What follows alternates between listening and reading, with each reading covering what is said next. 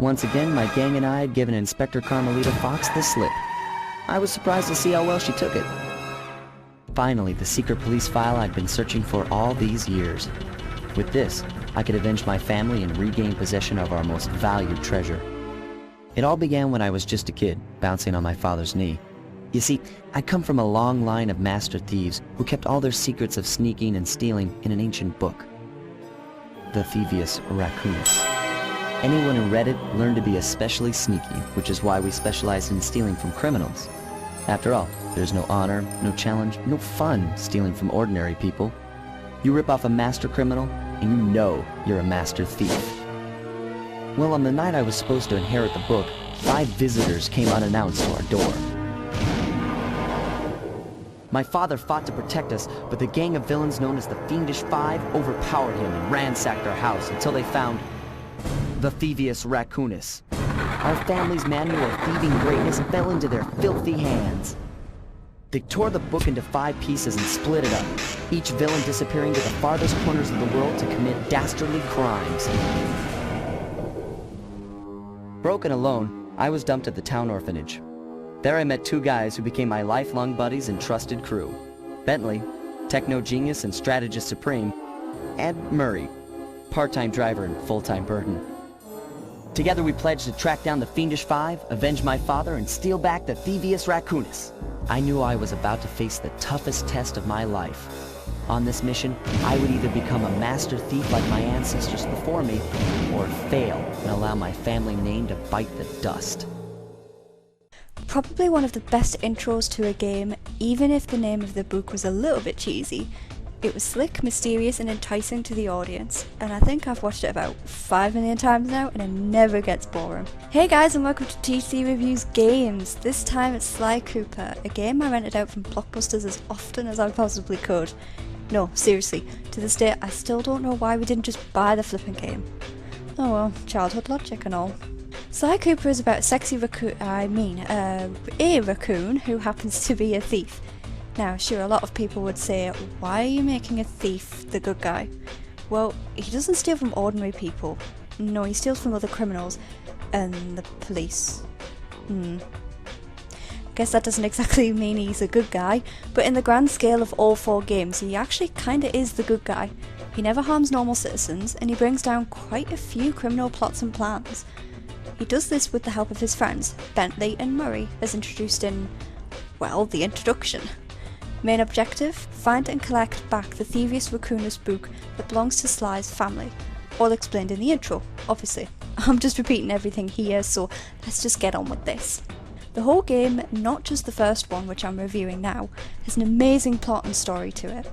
It also has character development which you, the audience, experience yourselves as you reach the end of the game.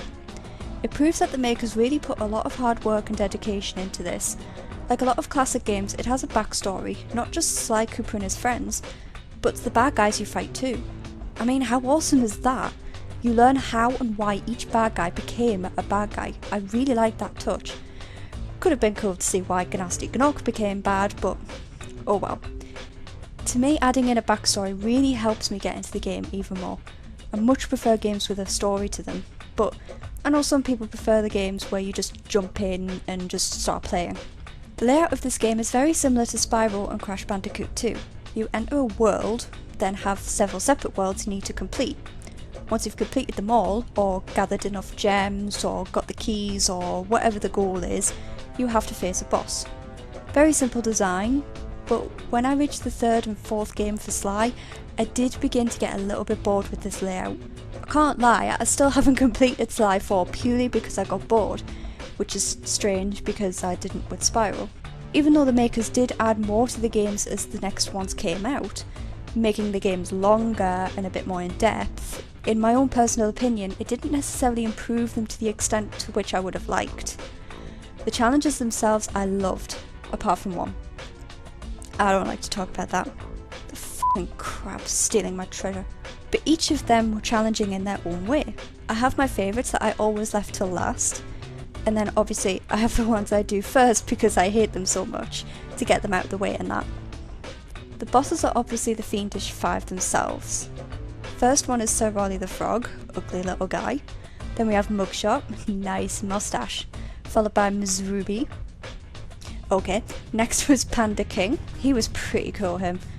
And then we finally have the biggest bastard of them all, Clockwork. Seriously, I think Clockwork took me several days to beat when I was younger. Now, several hours. He was hard. Shut up. One thing I will never get over, the graphics and overall design of this game. It's like a comic book cartoon style, which I absolutely love. When this was made, I'm sure a lot of other video game makers were trying to make things look more realistic, whereas these guys made their own style. I love the games that have their own style and design, that they don't just go ahead and make it realistic. They take time to adapt something unique to the game to help tell the story. It's just beautiful. Sure, it has its bad points. I mean, Sly's tail does seem to disappear through walls and stuff a lot, but I like it. The music is the same. I would be able to pick out the music from this game a mile off. Each world and character have their own theme, which is kind of a given nowadays, but this game had 5 levels and several worlds within that level. That's a lot of music for an original game. This game wasn't adapted from a book of anything, so this was purely original. Something the game industry has a slight upper hand on against film and TV. You see a lot more original games being made than film and TV. It's a big shame, but that's the industry. Voice acting, man, it's so good. When this was released back in 2002, the voice acting in the games was becoming more and more important. I'm probably not the only one who was put off by a game if the voice acting was terrible. I mean, not so much when I was really little, but as I got older, I mean, it did become an issue for me if the acting was bad. It's like with everything else in a game, you need good actors to make the story, if there is one, believable and an experience in itself. The guys who play the main 3 are amazing.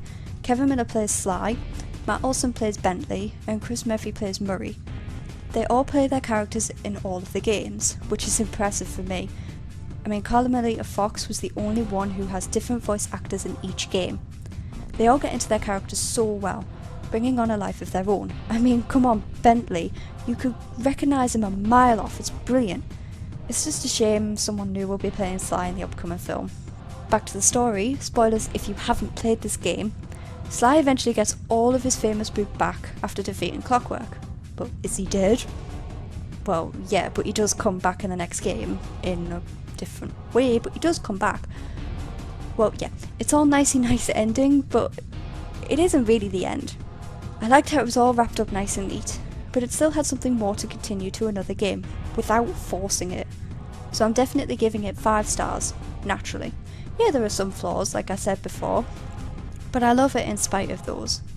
But what do you guys think? Comment below, I'm listening.